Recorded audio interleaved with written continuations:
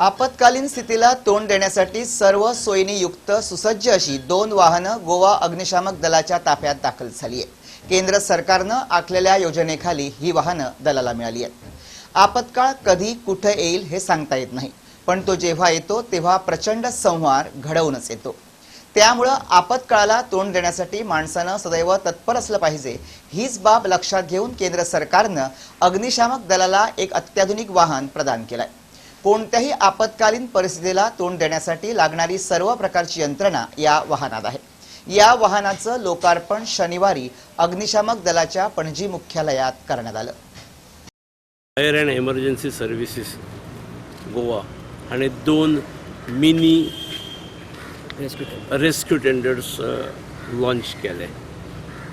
गोंयच्या गरजेनुसार ताचेर वेगवेगळ्या प्रकारची इक्विपमेंट्स आणि टूल्स डिझायन केल्ली अशी 2 रेस्क्यू टेंडर्स आज लॉन्च जातात।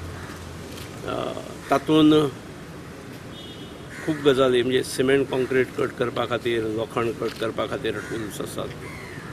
पूण गाडये पोंदा पडटा ती गाडी 30 सेंटीमीटर 300 मिलीमीटर्स उबारपा खातीर वेवस्था आसा।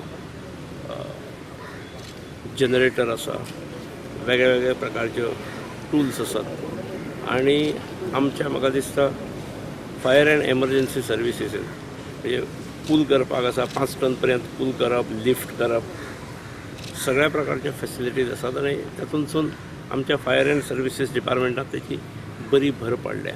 काही गोष्टी ह्यो फर्स्ट ऑफ इट्स कायंड आमच्याच डिपार्टमेंटान प्लॅन करून ह्यो गोष्टींची आवश्यकता आसा अशो काही भितर इनकॉर्पोरेट केल्यात आणि आमच्या फ्लिटांत एडिशन जाला।